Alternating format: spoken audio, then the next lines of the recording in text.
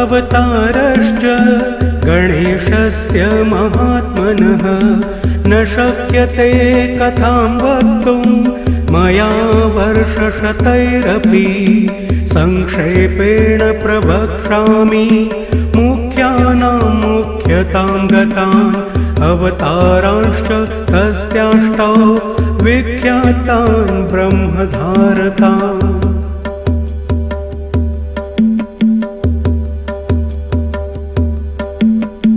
वक्रतुण्डावतारश्च देहिना ब्रह्मधारकः मत्सरासुरहन्ता स सिंहवानगः स्मृतः एकदन्तावतारो वै देहिनां ब्रह्मधारकः मदासुरस्य हन्ता स आखुवाहनगः स्मृतः।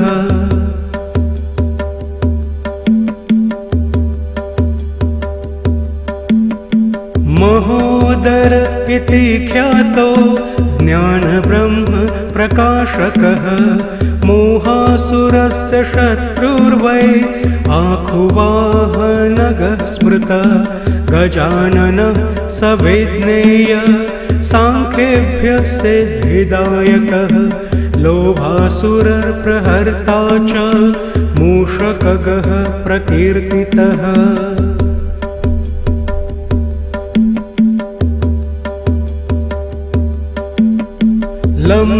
लम्बोदरावतारो वै क्रोधसुरनिबर्हणः आखुगः शक्तिब्रह्मा सन्तस्य धारक उच्यते विकटो नाम विख्यातः कामासुरप्रदाहकः मयूरवाहनश्चायं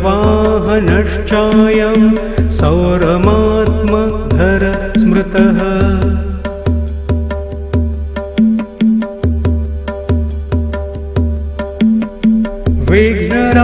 विघ्नराजावतारश्च शेषवाहन उच्यते ममासुरप्रहन्ता स विष्णुब्रह्मेति वाचकः धूम्रवर्णावतारश्च भीमानासुरनाशकः आखुवाहनतां प्राप्तः शिवात्मकः स उच्यते।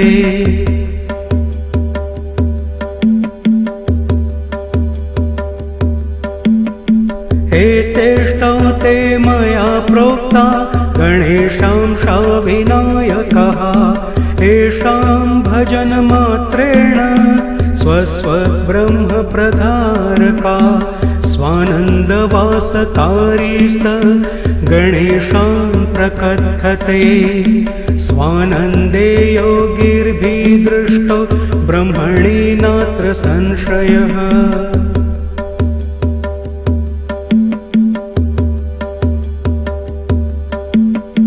तस्यावताररूपाश्चाष्टौ विघ्नहरणा स्मृताः स्वानन्द भजनेनैव लीलास्तत्र भवन्ति माया तत्र स्वयं लीना भविष्यति सुपुत्रक संयोगे मौनभावश्च समाधि प्राप्यते जनैः।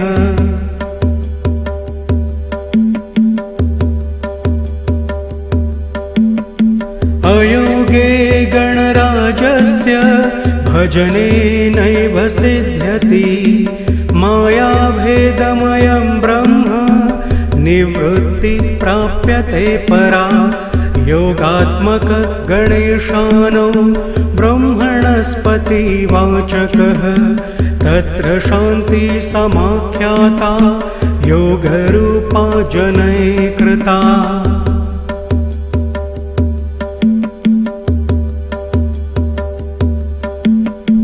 नानाशान्तिप्रभेदश्च स्थाने स्थाने प्रकथते शान्तिनानां शान्तिरूपा सा योगशान्तिः प्रकीर्तिता योगस्य योगता दृष्टा सर्वब्रह्म सुपुत्रक न योगात् परं ब्रह्म ब्रह्मभूत तेन लभ्यते।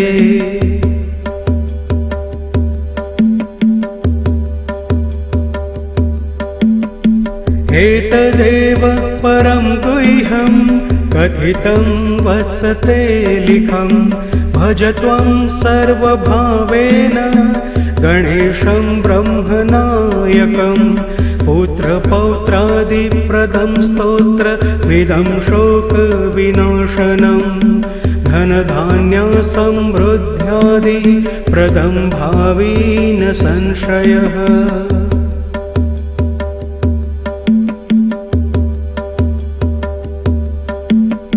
धर्मार्थकाममोक्षाणां साधनं ब्रह्मदायकं। भक्तिदृढकरं चैव भविष्यति न संशय। इति मुद्गलपुराणान्तर्गतं गणेशावतार स्तोत्रं सम्पूर्णम्।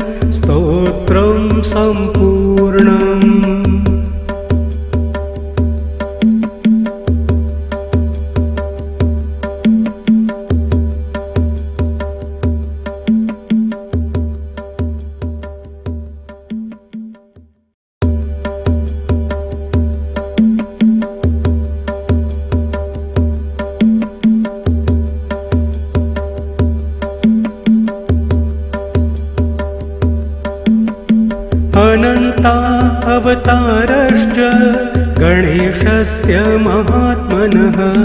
न शक्यते कथां वक्तुं मया वर्षशतैरपि। संक्षेपेण प्रवक्ष्यामि मुख्यानां मुख्यतां गतान्। अवतारांश्च तस्याष्टौ विख्यातान् ब्रह्मधारकान्।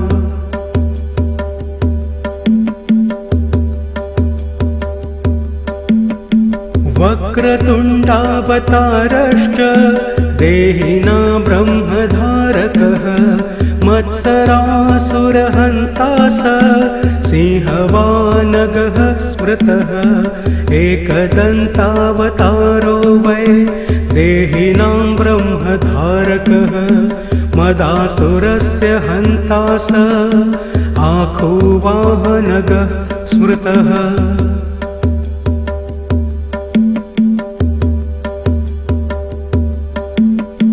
महोदर इति ख्यातो ज्ञानब्रह्म प्रकाशकः। मोहासुरस्य शत्रुर्वै आखुवाहनगः स्मृतः। गजाननः सविज्ञेय सांख्येभ्यः सिद्धिदायकः। लोभासुरप्रहर्ता च मूषकगः प्रकीर्तितः।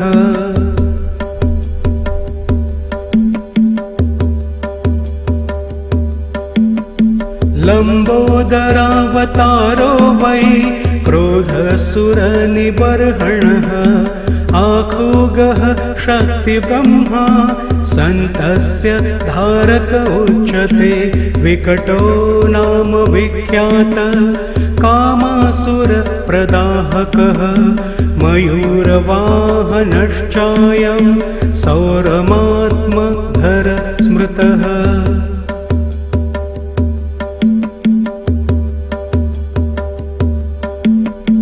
विघ्नराजावतारश्च शेषवाहनमुच्यते। ममासुरप्रहन्ता स विष्णुब्रह्मेति वाचकः। धूम्रवर्णावतारश्च भीमानासुरनाशकः। आखुवाहनतां प्राप्तः शिवात्मकः स उच्यते।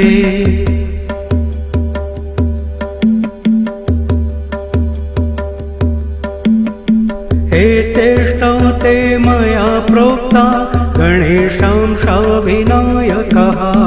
येषां भजनमात्रेण स्वस्वब्रह्मप्रधारका। स्वानन्दवासकारी स गणेशान् प्रकथते। स्वानन्दे योगिर्भिदृष्टो ब्रह्मणि नात्र संशयः।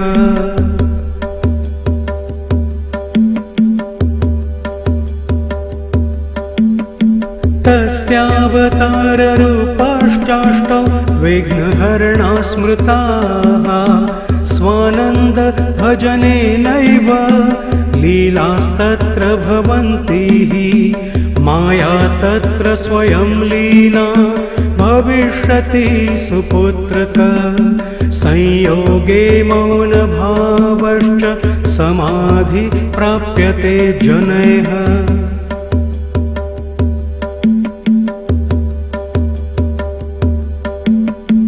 अयोगे गणराजस्य भजनेनैव सिद्ध्यति मायाभेदमयं ब्रह्म निवृत्ति प्राप्यते परा योगात्मक गणेशानो ब्रह्मणस्पतिवाचकः तत्र शान्ति समाख्याता योगरूपा जनैः कृता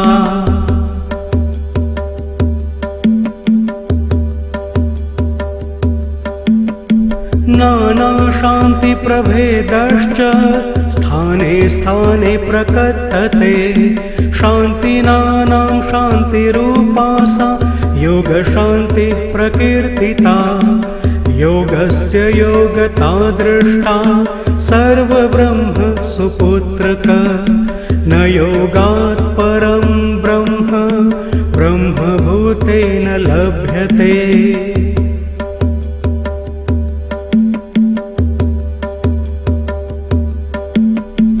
एतदेव परं गुह्यं कथितं वत्स ते लिखं भज त्वं सर्वभावेन गणेशं ब्रह्मनायकं पुत्रपौत्रादिप्रदं स्तोत्रमिदं शोकविनाशनं धनधान्यसमृद्ध्यादिप्रदं भावी न संशयः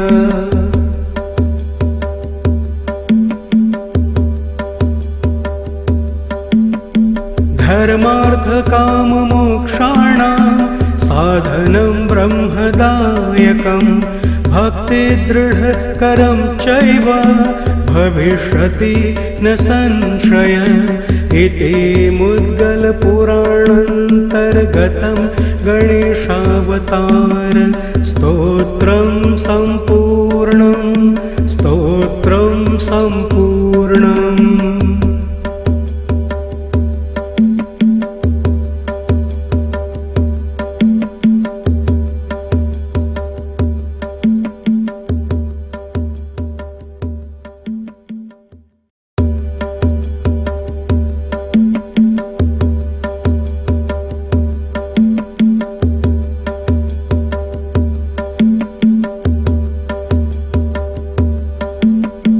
अनन्ता अवतारश्च गणेशस्य महात्मनः न शक्यते कथां वक्तुं मया वर्षशतैरपि संक्षेपेण प्रवक्ष्यामि मुख्यानां मुख्यतां गतान् अवतारांश्च तस्याष्टौ विख्यातान् ब्रह्मधारकान्